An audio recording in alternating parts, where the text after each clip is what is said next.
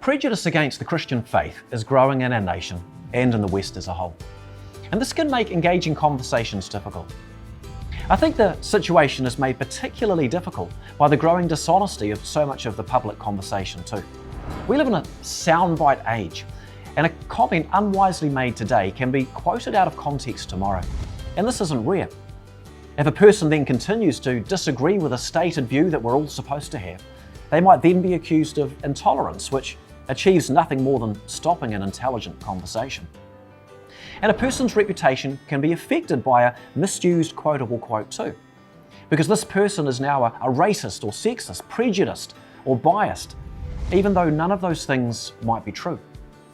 And this is why we need to take a look again at Jesus, because in his day a quotable quote on some topics was a dangerous thing too.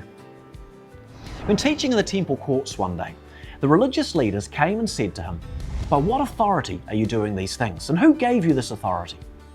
Now Jesus knew the answer to the question, but he also understood that they couldn't accept his answer, and in fact would use it against him.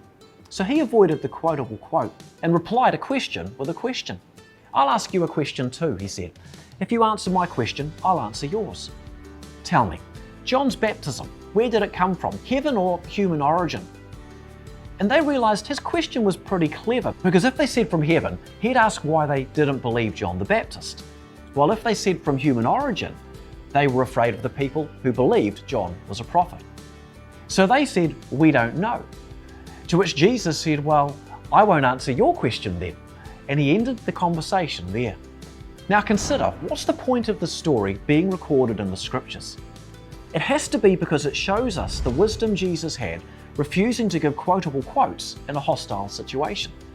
And it's only because of this that Jesus' ministry lasted the intended 3.5 years, because it could have ended or been interrupted a lot sooner. And this is the lesson we're supposed to learn. When we're in a hostile environment, we're not supposed to be silent, but we are supposed to be wise. Let's look at another example. In John 8, a Jewish woman was brought to Jesus who'd been caught in the act of adultery. The religious leaders said, "Moses commanded us that such a woman must be stoned. Now what do you say?" And it was a trap. They were looking for a quotable quote, because if on the one hand Jesus had denied the law, his reputation as a Jewish teacher would be over. While on the other hand, the Jews didn't have authority to give the death sentence, so if he said stone her, that would be against Roman law. So the cameras are rolling, and it's the evening news, and it's on TV, and it's live. "Tell us, Jesus, what's your answer? How will you respond?" And he refused to answer. It was awkward. He probably looked like a fool. Jesus squatted down and drew on the ground, but they wouldn't let the matter go. In fact, the Bible says it's only because they kept pressing him for an answer, like with the microphone in front of him, waiting for that quotable quote, that Jesus stood up and with the wisdom only God's Spirit can give, said, "How about whoever's without sin casts the first stone?" And if you know the rest of the story, one by one they left. So here's a question.